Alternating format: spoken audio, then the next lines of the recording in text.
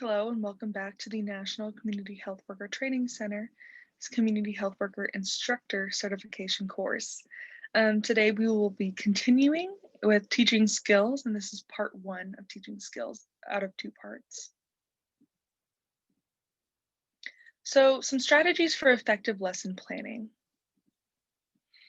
So before we go into strategies for effective lesson planning, I'm going to do an overview, and this will be an overview of everything that we will learn today. And this will be done on every single module that we do. So the overview for today is components of a successful lesson plan, what are SMART objectives, evaluating a curriculum, teaching methods, type of learners, the presentation type, and adult learning. So in a curriculum or lesson plan, what is a curriculum or a lesson plan? It's an instructor's roadmap of what students need to learn and how it will be done effectively during class time. So this will be everything that you need to know when you're doing a lesson plan, whenever you are teaching a course. This will kind of be your outline of what you are showing everyone that day.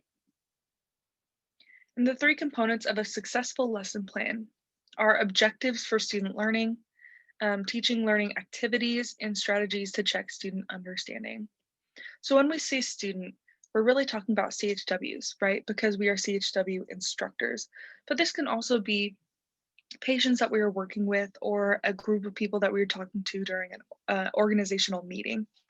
So the objectives that we have will be objectives for what we want them to get out of the class and what we want to talk about that day. The teaching learning activities will be things that will give them hands-on work with the information that you are giving them, or even a discussion about what the activities are about.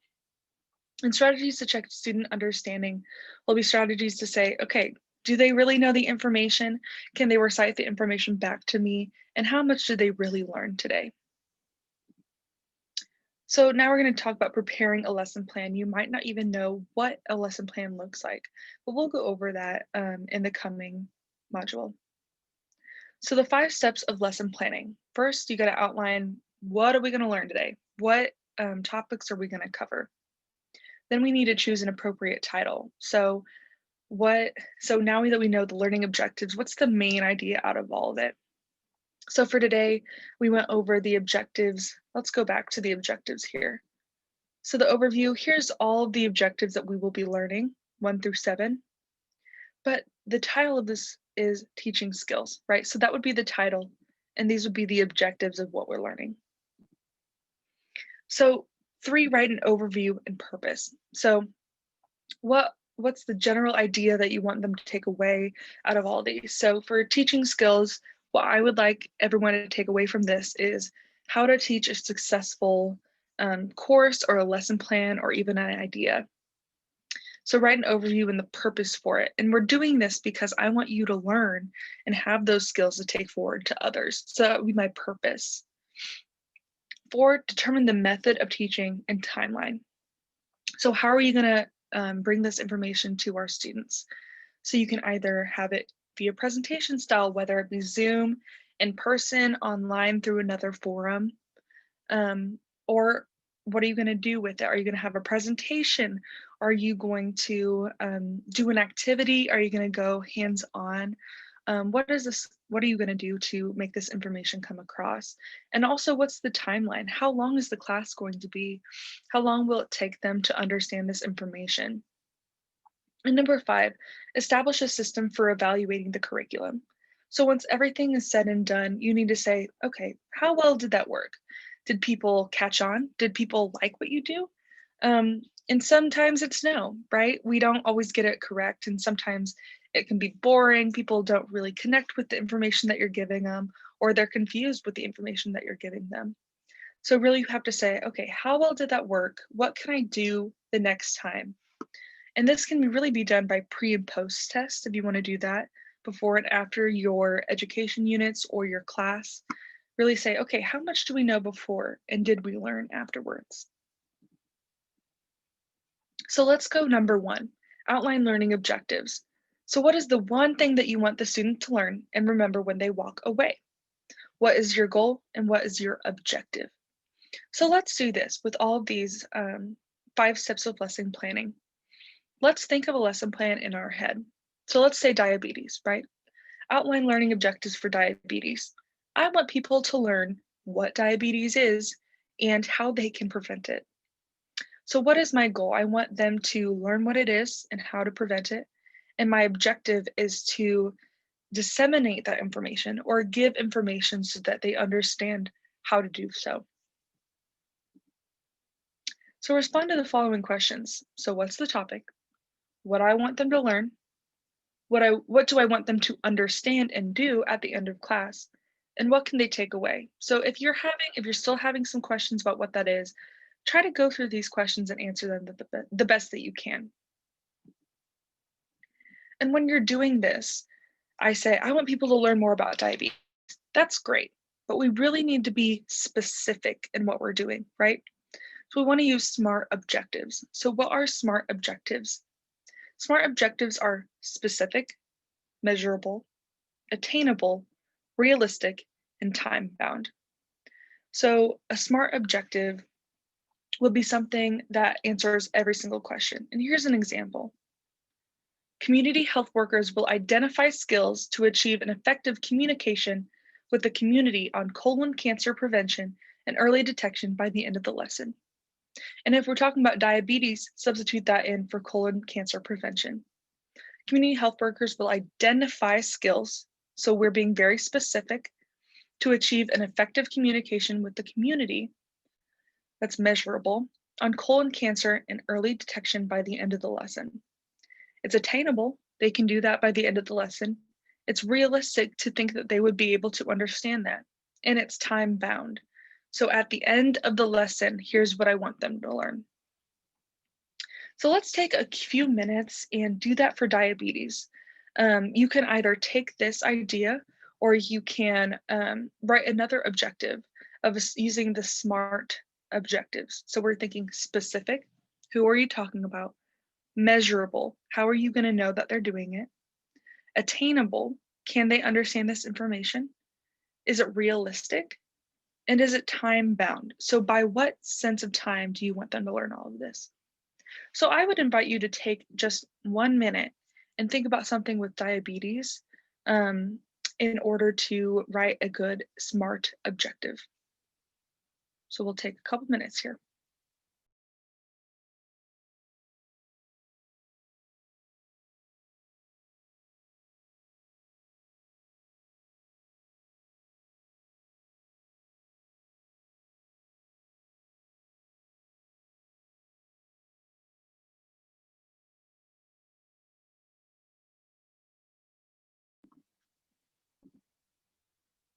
Okay, if you need more time, you can go ahead and take as much time as you need.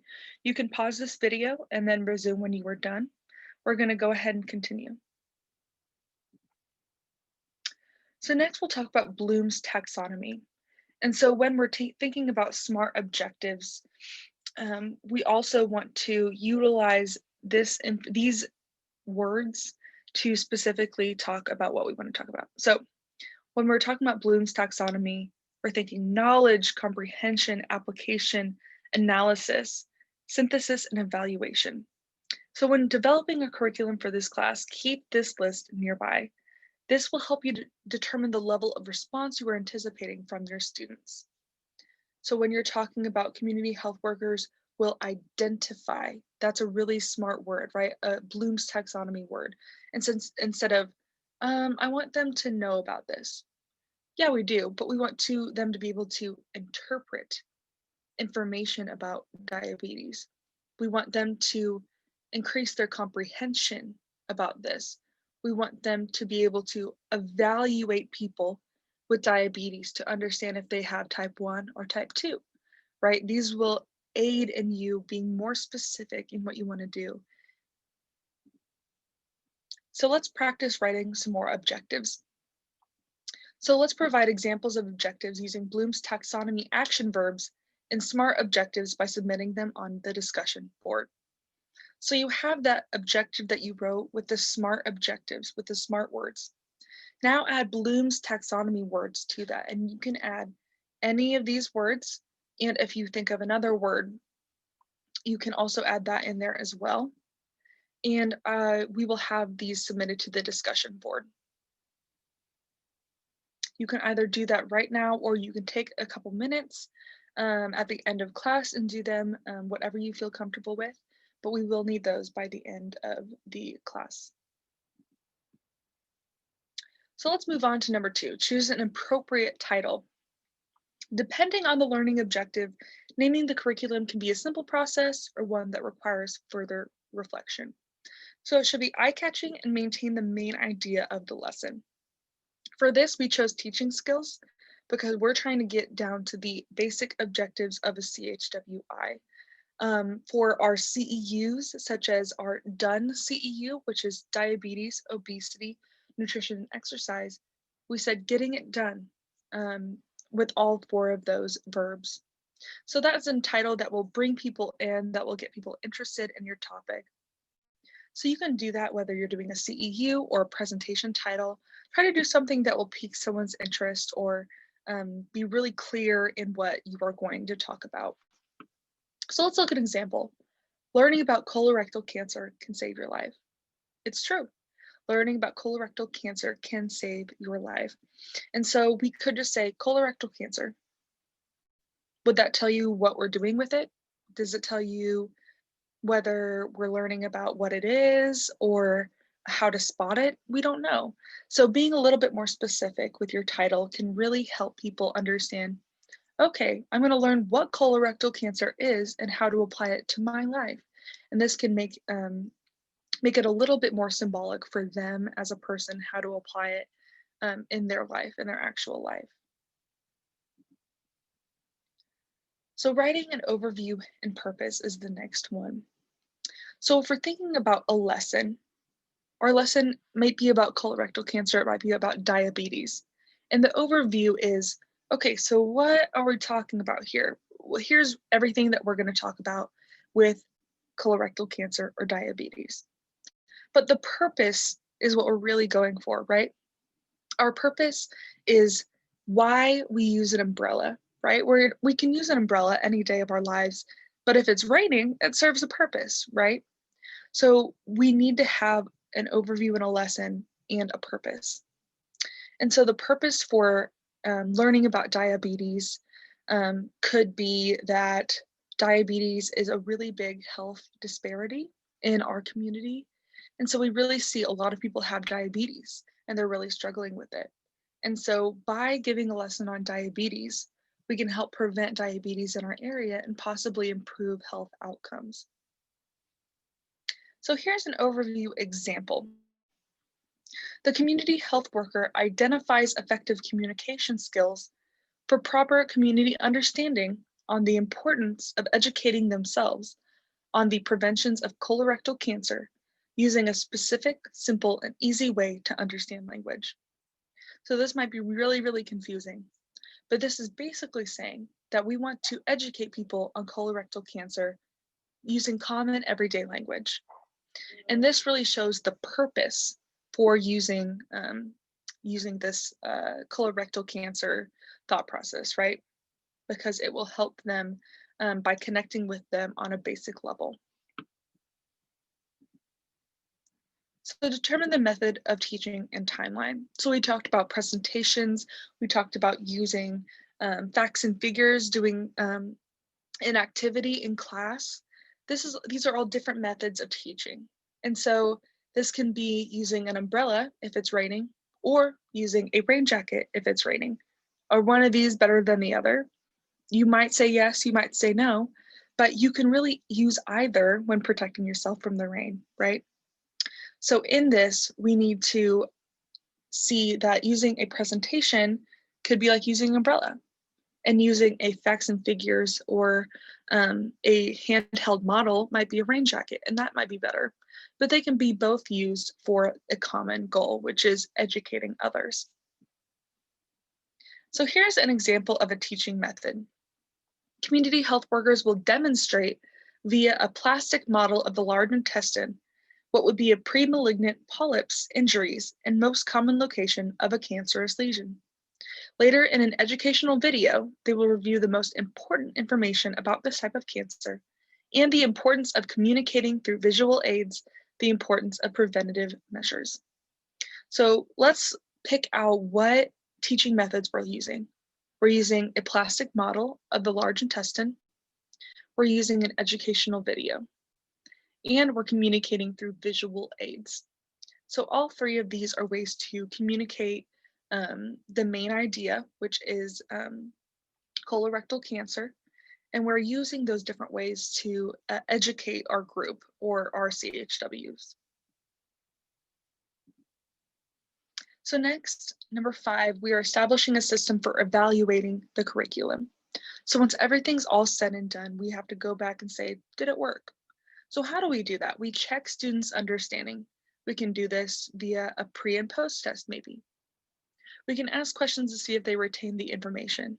So if you don't have a pre and post test for one class, you can say, okay, now that we've talked about this, how well do you understand this information? Quiz them orally and ask them questions about what they learned. And then write questions down to revise a lesson plan in the future. So seeing what they learned or what they didn't learn or what they were confused about, write some questions down and revise your lesson plan for the future so that you can better address their questions. So this means, okay, I understood they knew what colorectal cancer was, but they couldn't quite identify it when I showed them the visual aid or a picture of the large intestine. So what can I do next time? I can be more specific, I can emphasize that, and I can make sure that they understand where the large intestine is. So that can be something that you improve upon the next time if there is a next time. So an example of an evaluation would be this. You can give them a little sheet of paper that says, describe one thing you learned today. What part of this session was the most useful? What did you learn today? What new information will you use at your work? And what are 1 to 2 things we could do to improve this training? So this way your class or the people that you are talking to have a better idea of, okay, what did I learn and what could I use in the future? So if you have any further questions on this, I really encourage you to reach out to your instructor so that you can go through and make sure you understand each of the 5 sections of a lesson plan. So now we'll go over some just general teaching skills and what is teaching. So the definition of teaching is imparting knowledge and ideas. The whole point of teaching, as you see here in this picture, is having someone that is communicating an idea, that is communicating something that you want your class to learn, and that they can take away and say, okay, I learned something today. I've grown as myself in a CHW. So what are some qualities of good teaching? Can you think of a good teacher in your life? I would encourage you to take just a couple minutes and write down a teacher that has impacted you positively. And what did they do? What are some qualities of that teacher? So I'll give you a couple minutes to do that now.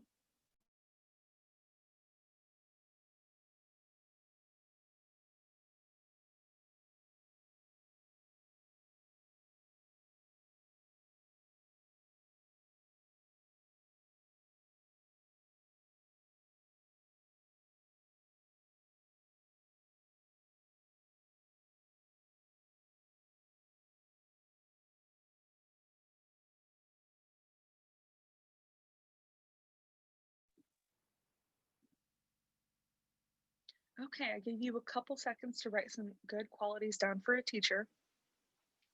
Now, those qualities of a good teacher could be a good listener, really knew how to communicate well. They might be positive, they might be friendly, they might be empathetic and kind. And these are all great qualities of a good teacher. And so when we're thinking of a good teacher, how did that make you feel? You felt valued, you felt like you understood that you grew a lot as a person, maybe when taking their class. And so these are all qualities of a good teacher. And they have really great knowledge of the subject. They might be able to communicate really well. They have a big interest in whatever they are teaching, and they have respect for you as the learner, and they have respect for them as a teacher. So, a good teacher can really make a huge difference in the way you learn information and your want to learn the information. So, think of a bad teacher now that you have. Did they have these qualities of good teaching? Did they know the subject? Did they communicate well? Maybe not. They might have faltered on some of those things. So, really make sure that you understand what good teaching is and how you can better yourself and reflect upon your teaching style so that you are better able to address others' issues. So, we kind of talked a little bit about teaching. So, what is learning? And learning is a change in the way an individual thinks, acts, and feels. So, when you learn something new, hopefully, we all learn something new every day or every week. And hopefully, you learn something new in this course. Learning is understanding something that you didn't before.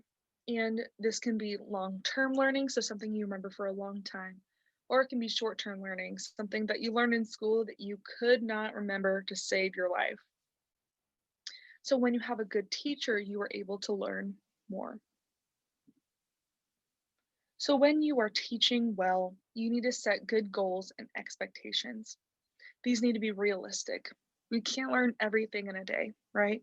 So we need to be realistic in what we're teaching and what we're learning. We need to be able to communicate the ideas well from the teacher to the learner. And we need to assess current knowledge. So how much do the people already know and what do they need to learn? So when I'm talking to this group, I'm talking to healthcare professionals, people that are connected in their community, and maybe already have a background of the CHW core competencies. So when I'm talking to you all, I'm already understanding that you guys already have a really great baseline of information. So when I'm talking, I can't dumb it down because y'all already know the basics. So I need to bolster up my knowledge so that I can express some advanced concepts to you all so that you all don't get bored, that you all are learning more and more. So this is setting goals and expectations for yourself, right? As well as the learner. So don't assume anything about the learner. You can see who they are in their education background, but don't assume they know everything. Know when to explain more or stop explaining. Be able to simplify a difficult concept and have patience and respect for your residents.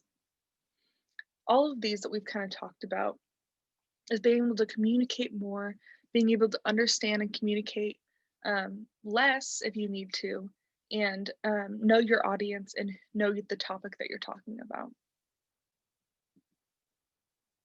So before you even talk to a group of people or a group of CHWs, you need to be prepared and you need to be organized. So before you even teach your first class, you need to practice, practice, practice. What you're seeing right now is the result of several months of creating these PowerPoints and making sure that I have scripts so that we all learn the most that we can out of this. You have to have time management and understand that you can't get it all in one day. So you have to be able to space things out if things need more time. You need to have your class resources ready. So if you want to show a video or a PowerPoint, you need to be able to have those on hand so that you can go ahead and pull those up when you need them. And it has to have a logical flow. So you need to start from basics to getting up to the very top, going in a storyline order, or going small to big. And the delivery material as well has to be at an appropriate level. You can say things like CHW, CHWI, but if the people that you're talking about don't know what those are, it can be really difficult and for them to understand what you're talking about. You need to show excitement for what you're doing. Show that you love what you do and you're very passionate about the community, and so are they. And so you have that common ground that you both are excited to learn more and bolster your community. Utilize eye-catching images or using images to help you reinforce your material. You need to keep their attention, make sure they're paying attention. You can throw in activities, throw in videos, throw in homework things so that we can all learn. And be aware of learning styles. And we'll talk about that a little bit later, about what your learning style is and how you learn best. So creating a comfortable learning environment. You need to maintain an open atmosphere, make sure everyone is respected and everyone is able to learn. Be friendly, be willing to be open and say that you are wrong, to really have a good conversation about what the material is, because we all have our backgrounds and our resources of what we know. But let's be friendly and make sure that we can have an open discourse and conversation about what we're learning. And be aware of diverse backgrounds. Again, some people have different understanding of their community and cultures and what's best. And we all have to have our ears open and our eyes open and our heart open to really understand what everyone is talking about. And everyone has different backgrounds and understanding those. So let's talk more about teaching methods, because you can teach in one way, but that might not be the best way to reach a group of people. In this, we have someone showing a video to the group of people, and that might be the way some people learn best, and it might not be the best way to talk to other people. So during teaching methods, we listen, we see, and we do, right? And so these are 3 different teaching methods that we can use to best connect to our audience. So when you listen, yes, you're hearing something, but there's a difference between hearing and listening. Hearing is just hearing the information and you're not really processing it, right? But listening is hearing something and putting it to use and really putting it in you. And this is about 13% of learners can do this. So if you have a podcast or if you have music, it might not be the best way to have everyone learn about a subject, because listening is only half of it, right? We all learn with our eyes. We want to see something. So if you're just listening to something, you might not get all of it out and into your mind. Then there's seeing, and this is 75% of learning. So if you're looking at something, you are observing new information, and this can be things as presentations and demonstrations. And that's why we have a presentation here, is because you can really understand and see the information with your eyes so that you can process it. Now, what happens when we combine these things? Sometimes it helps and sometimes it doesn't. So when you're seeing this presentation and listening to my voice, you might retain only 50% of information, but this information will be utilized in your mind and you will be able to utilize that information later on. So you can think of these as like demonstrations or tours. Now, doing is including the learner during the process. So you see in this picture, we have a poster board and people are coming together to write on it and really build the information together. And this is when maximum learning occurs, because we can watch a PowerPoint, watch a video, we can hear you talk about it all day long. But if I'm not up and doing it actively, I might not retain all that information. And when we use our bodies when retaining information, we might learn more and retain that information for the long term. So this is why work sessions, workshops are so great. Now, when we're doing online learning, like what we're doing now, that's not always available because we all can't physically come together and work together.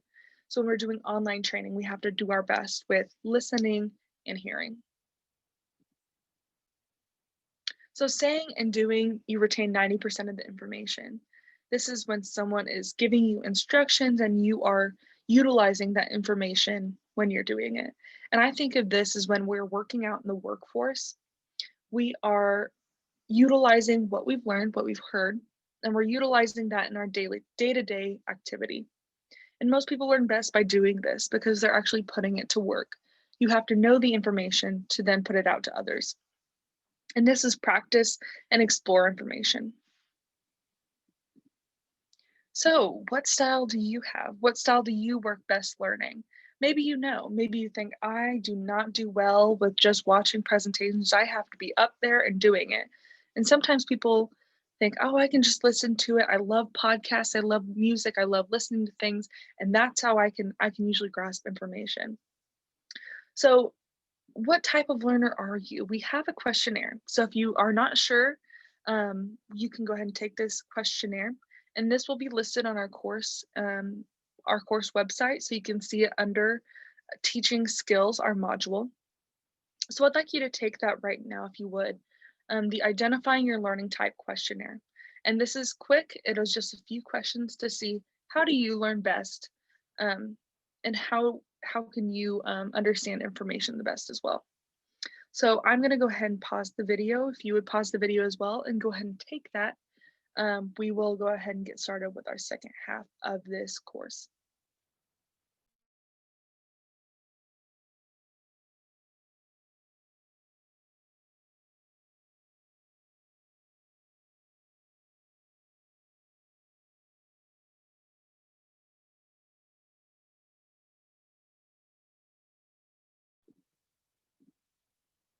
Okay, hopefully you've taken the identifying your learning type questionnaire.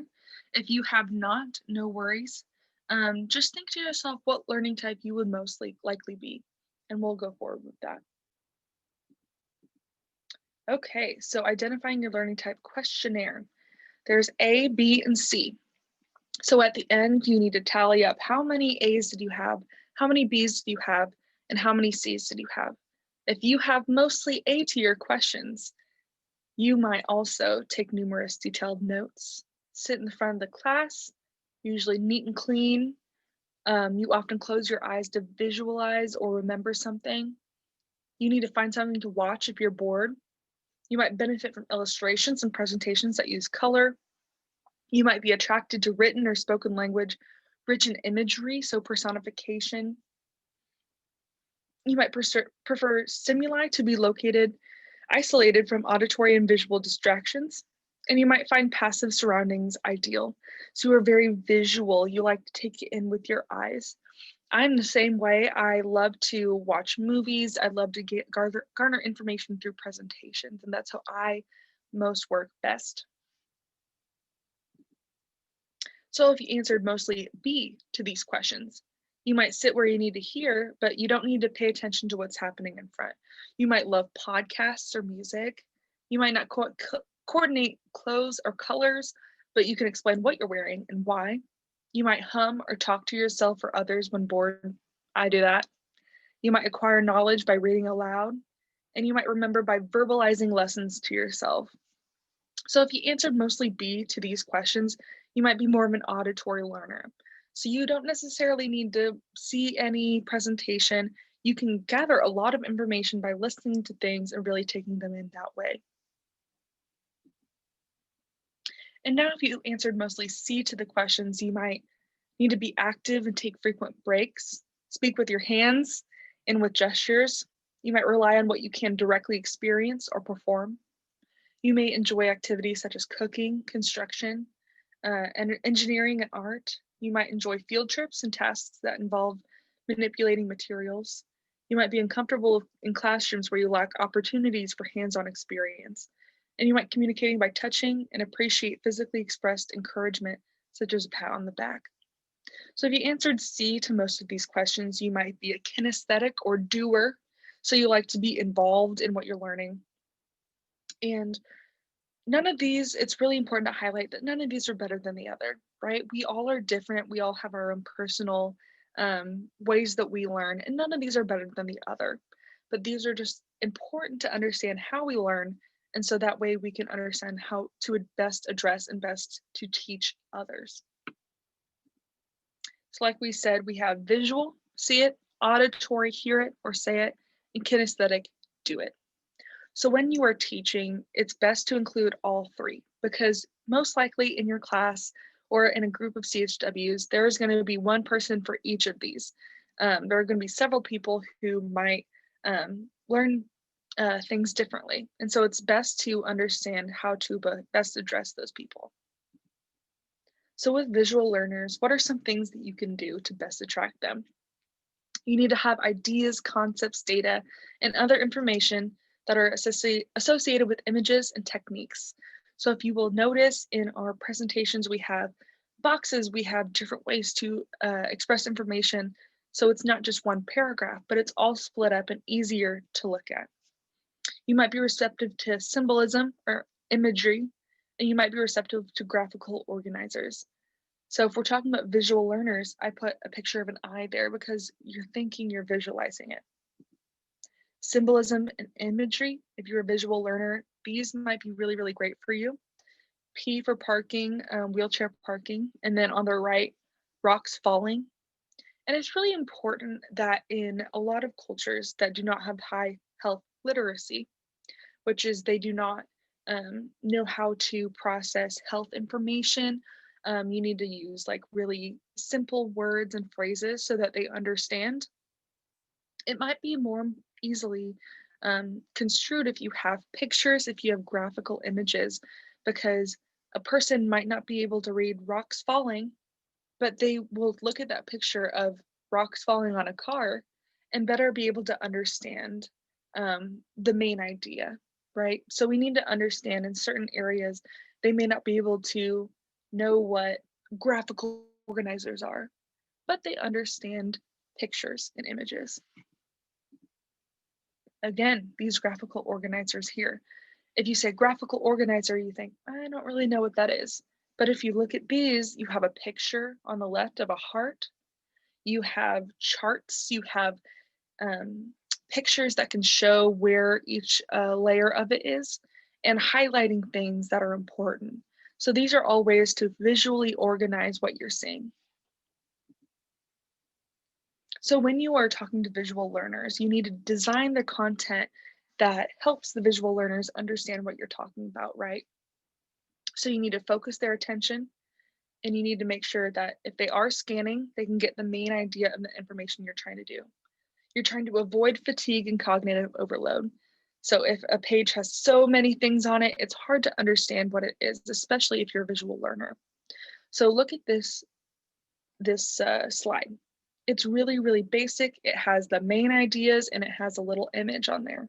So visual learners can best understand it and be consistent with it. We don't want different colors, different various backgrounds, things like that. Keep it all very simple so that we can really learn and educate, not to impress, but to aid in information and educate the best way we know how. So moving on to auditory learners. Auditory learners are easily distracted by background noise and other sounds. So especially if you are recording yourself, make sure there are no background noises. Or if you're in a classroom setting, try to avoid background noise by avoiding other chatter if you're very distracted, or closed doors. You need to be hearing, listening, and speaking. So not only are you telling them information, but giving them a chance to recite the information back to you, either by asking them a question or encouraging discussion in classrooms.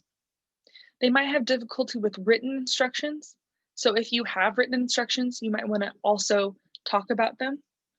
And they might listen and repeat information back to you, or you might want to repeat information to them. So all of these auditory learners, these are all things that they like to do, right? Verbal repetition, they're receptive to audible signals, they like reading out loud, they're not afraid to speak or present in class, they prefer oral reports, do well in study groups, follow spoken directions well, and enjoy music and sound effects, and are effective at explaining. So all of these are ways that you can reach auditory learners.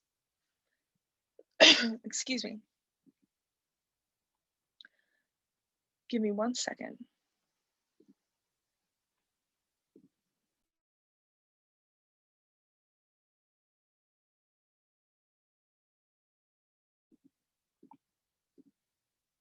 Okay, so auditory learners might do really, really well with music.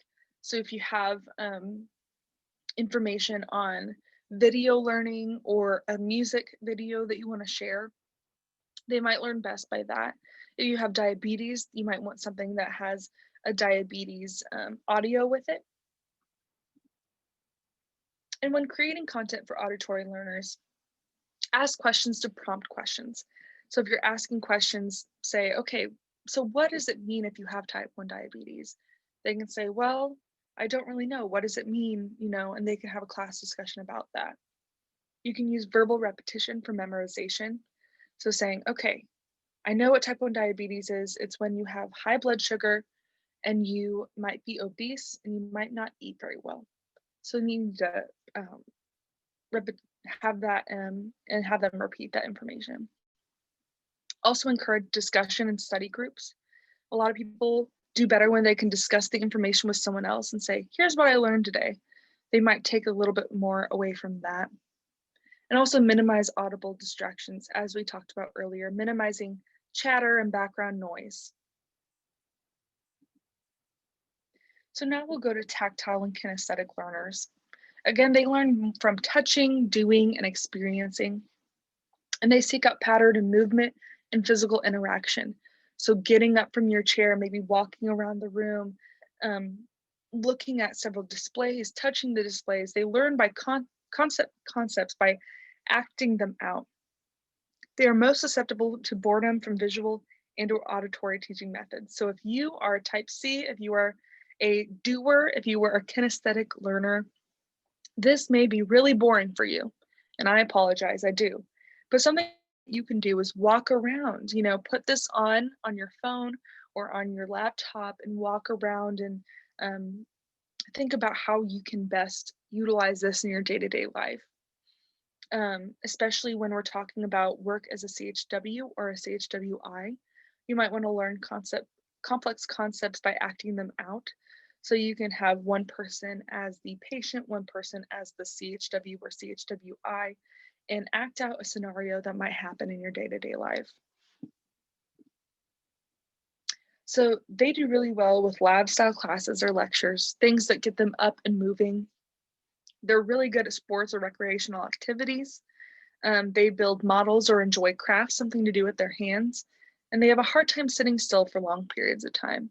So in a long time, education did not uh, have information for these kinesthetic learners. So a long time, they had reading from a book, having a presentation, and doing nothing else. But by having and interacting with art projects or things that you can do in role-playing activities, education has come a really long way in trying to address these doers, these kinesthetic learners, so that they can best learn. So effective kinesthetic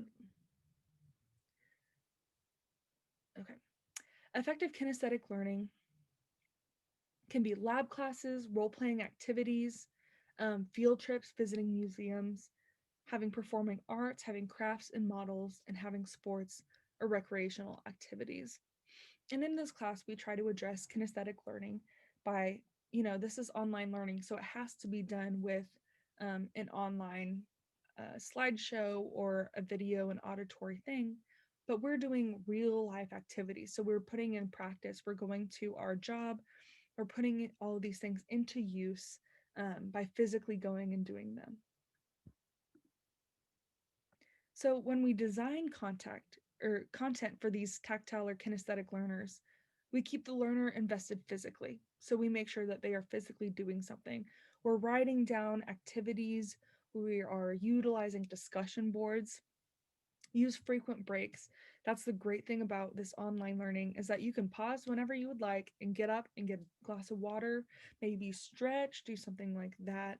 And if you are a type C or kinesthetic learner, I would encourage you to do that. If at any point you find yourself, okay, I'm ready to get up and do something, go ahead and do that and give yourself that break.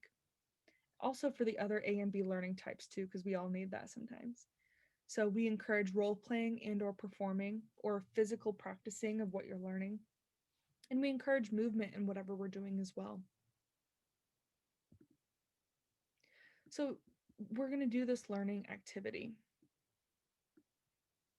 So think of a health topic, any health topic, and I want you to make the health topic accessible for visual, for auditory, and for tactile or kinesthetic learners. So if we have a topic, let's say diabetes or colorectal cancer, how would you make a lesson plan for diabetes for someone who likes to visualize it, someone who likes to hear it, and someone who likes to utilize their hands. And I would go ahead and give you a couple minutes to do that. Go ahead and think of ways that you can promote learning for those 3 learning types with a single subject.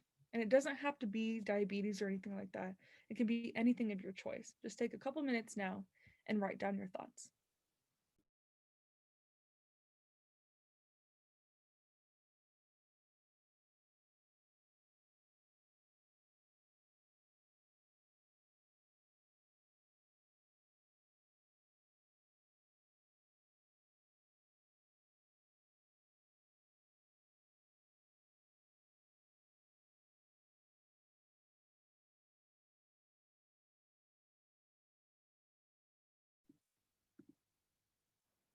Okay, if you have, go ahead and finish that up if you haven't already.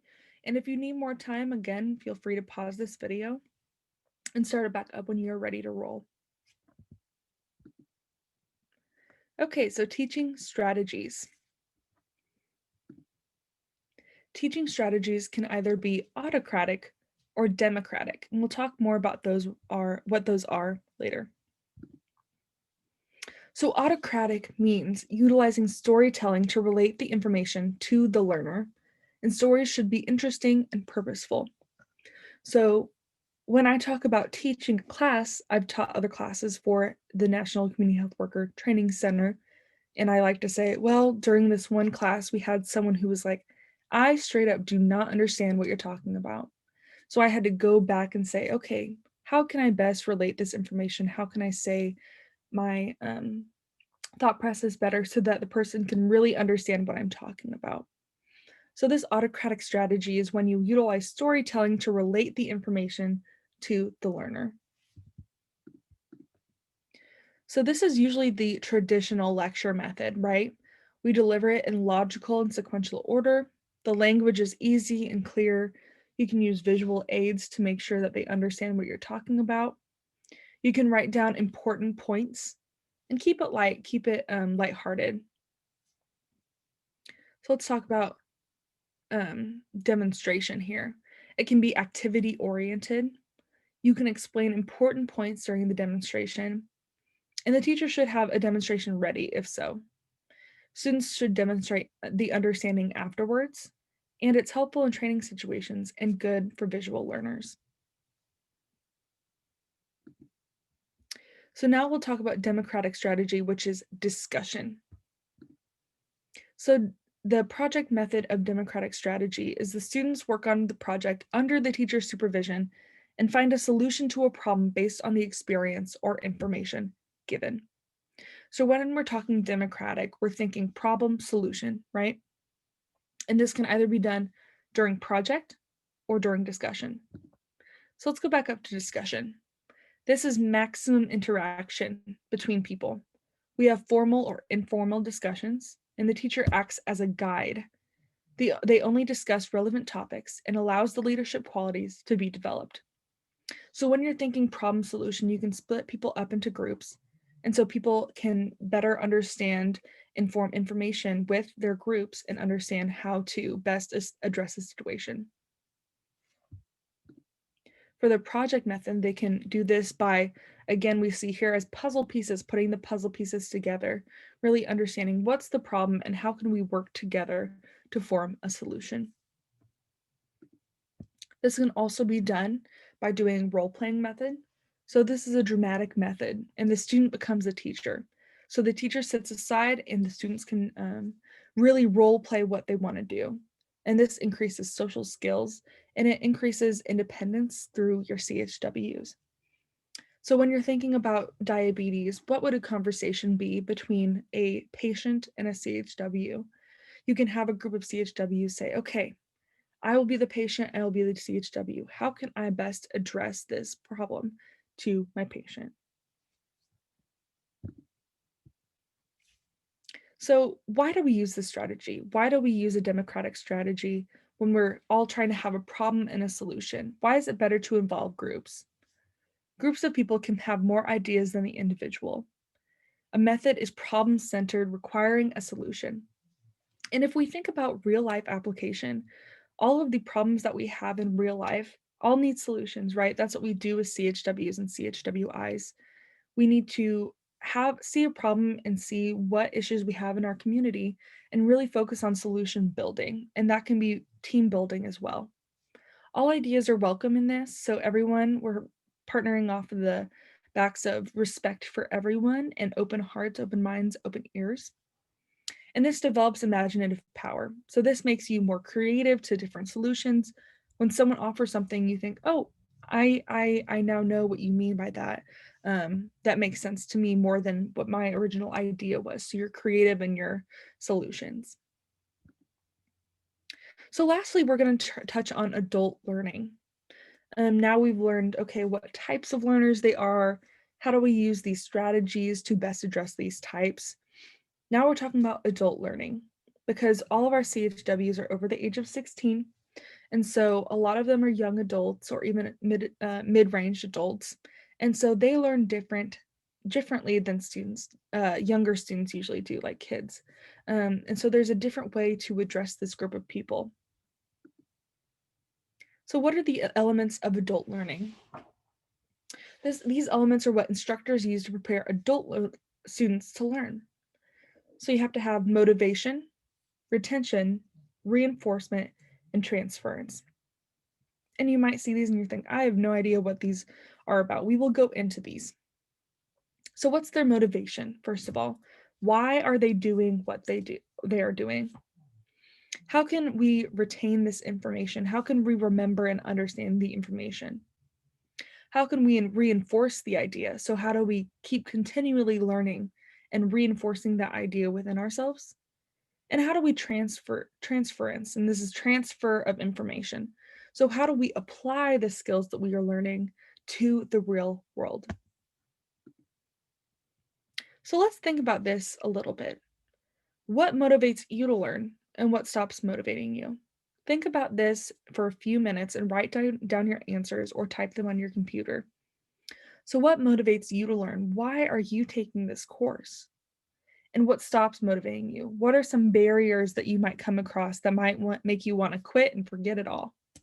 So I will give you a couple minutes to write down your thoughts.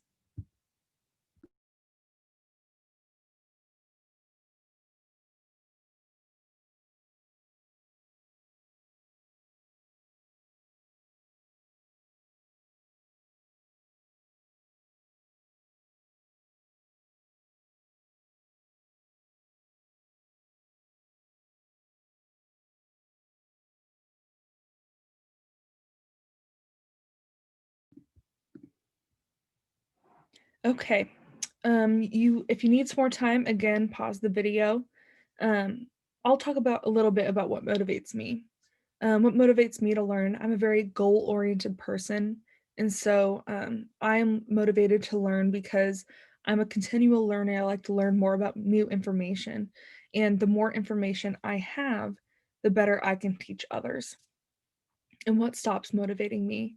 If I have a big barrier in my way, like if the information is too hard or complex or difficult to learn, I will just give up. And so thinking about these, we need to come up with solutions to these issues. And so it's important to understand what motivates you and what stops your motivation, because a lot of us can find that our motivation is very similar. So motivation, we have to motivate others by setting a friendly and open atmosphere, as we talked about before. Set an appropriate level of concern and stress in the classroom. So we don't want to stress people out too much by saying, oh, this is a really big issue. Like obesity is a very, very big issue. I mean, it is a big issue, but we need to make sure that we are able to best address it and have solutions toward that issue. We need to set an appropriate level of difficulty so it's not too difficult, but it's not too easy for people to understand what we're talking about. We need to provide feedback by saying, okay, here's what we need to learn, here's how you can do better, and I'm so proud of you for learning this. So people understand that you are connecting with them and that you see that they are willing and able to do this course. And also provide relevance. I'm motivated to do this class because I think it'll help me in real life. So if I don't say that while I'm teaching, people will not have that motivation. So you need to connect your information to real life situations so people know it's relevant to them and that they can apply it in their real life situations as well. So, what are some ways you can provide motivation to these groups? One on one, group of children, group of CHWs, and group of community partners. There are so many different ways you can provide motivation to these groups, and they'll all be different, right? Because if we're talking one on one on a person, we might not talk about a strategy for an organization. If we're talking to a group of children, we might say, well, we might get a reward if we are all quiet. For a group of CHWs, you can't just say, we might all get a reward for being quiet, because that's not really the point, right? If we're talking to a group of CHWs, we might say, well, if we all learn about diabetes, it can decrease diabetes in our environment and our community. And so people will go to the ER less often. And so that's some ways we can provide motivation to different areas. So now we'll move on to retention. And retention is related to how well a student responds to teaching. So how well are they able to receive the information? And practice is the key to retention, because you can learn about things all the time, but if you do not retain the information, you cannot learn it. So we need to make sure the person responds to the way we are teaching, responds to the information, is able to comprehend and understand the information. So how are you going to make sure your residents are going to retain the information you have presented? So how do you do this?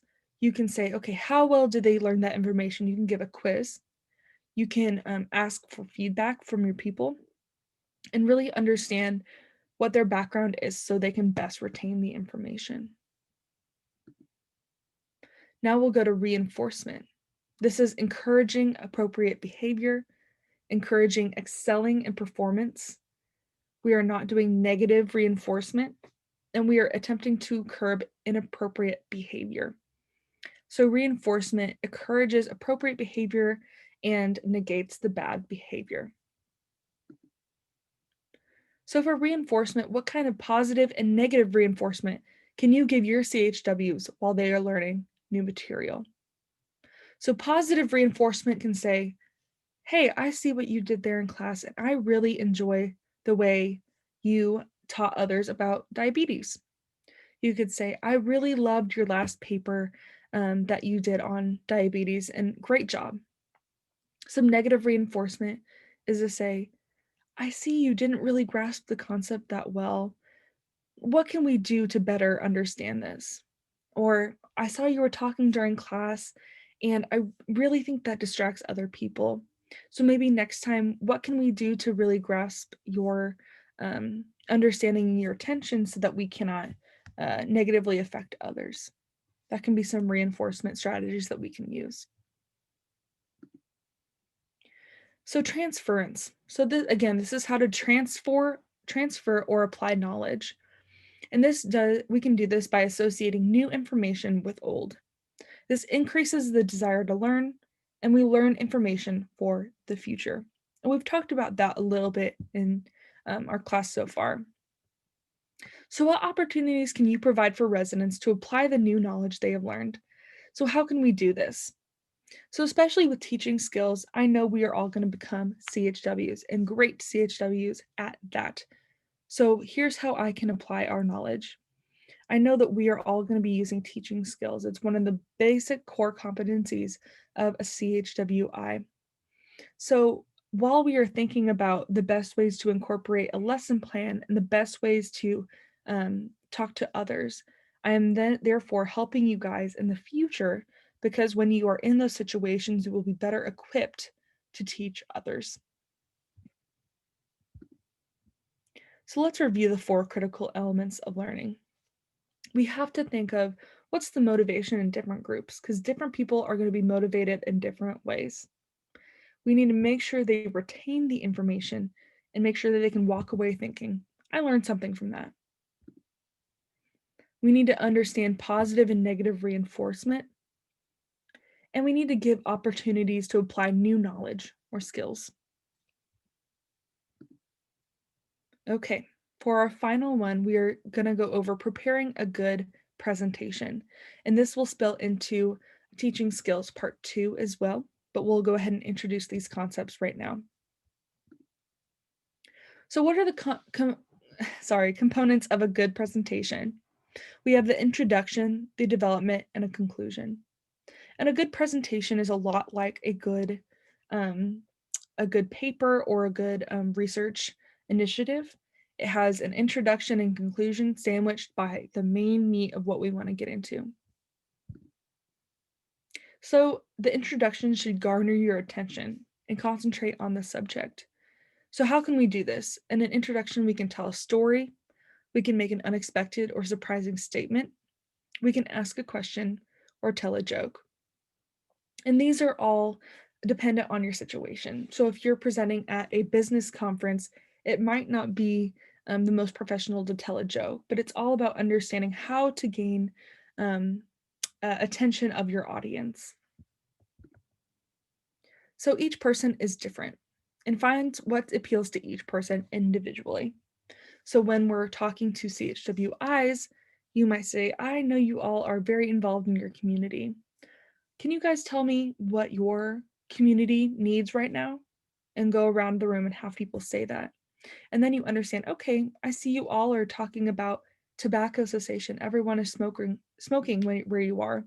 How can we best filter our presentation so that it addresses your smoking in your environment? So here's an overview of what your introduction should look like. We need a clear, concise presentation of the objectives and the main ideas, like we said before. And this is the roadmap of what we're doing. We create visual aids to enhance understanding, making sure everything is sorted out. So we're not just looking at a block of text, but we are having ideas and visual aids. We avoid stories, jokes, or incidents during overview. And this can be different in different situations, right? Like we talked about coming out with a joke or a story at the beginning of your presentation. And this is just in different situations, it might be different. And avoid a long overview. Okay, we're in the main thing, we're talking about introduction, the main chunk of your ideas, and then the conclusion. So if your introduction is too long, you won't be able to get to the main meat of what you want to talk about.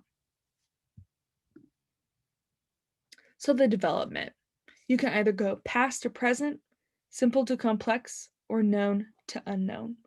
And this just means, how do you want your middle part to go, right?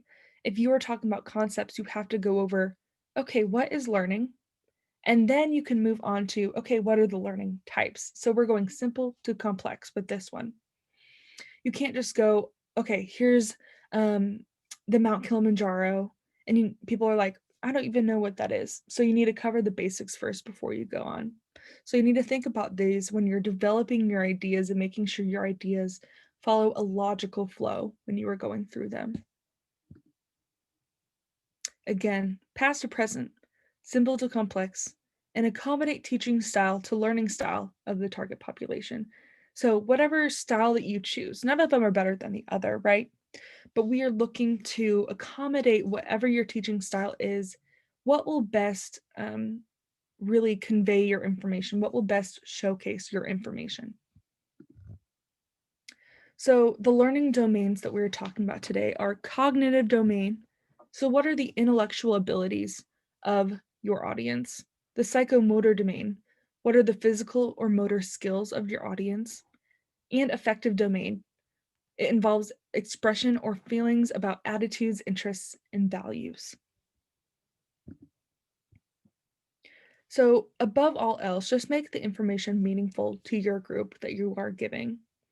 So when students are interested, they will learn quicker and easier, and the audience will be much more encaptured with what you have to say because the information relates to them and what they're doing on a day-to-day basis. Your conclusion should cover the immediate application. So you learned all this information. Why is it important? Now what? They need to gain new knowledge and skills. and it reinforces the learning and builds confidence. So you've given them all this information. We've gone over all this information. So what can you do with it? Why is it important to me? And how can I build confidence that you all are capable now of putting those skills into action later? In the conclusion, you can give feedback. You can have positive feedback can be a really great motivator to some people. And the learning is easier if they know their progress. So if you're saying, you've done all this now you can take it and run with it in your real life. You can praise desired learning outcomes and help retain information. So these are all things that you can do to your audience so that the audience member can walk away and really feel good about what they've learned and understood. Alrighty. So we've gone over a lot today, a lot of teaching skills, and I hope you all are very motivated to learn and continue and feel very motivated to put these skills into practice in your future endeavors. So for this teaching assignment, I want you to brainstorm some teaching activities for a group of residents that you work with on any health topic, and it should be a one-page paper with the following information: your activity name and summary of how it will be taught, the materials needed for teaching and for participation, and a summary of how your activity emphasizes your assigned learning style. So we did this a little bit earlier, having 3 different learning styles and a objective of what you want to talk about. So this will be in more depth on your module page, on your Canvas module page. So I encourage you to go look under that, and under the homework tab, it should have your assignment under there so that you can complete that there. But think of a teaching activity and an objective and see how you would teach it, what you would need to teach it, and how it addresses people with different learning types. And we've gone over all of those. So feel free to review this presentation if you feel a little bit confused, and also talk to your instructor if you need a little bit more information on how to do that. So thank you for sticking with me through this presentation. If you are confused, please reach out to your instructor. And if you need to review the information, it is there for you at all times. So I hope you got a lot out of this information and take it forward with you to your future endeavors and your future teaching skills to other CHWs. So have a great day, and we will see you in the next module.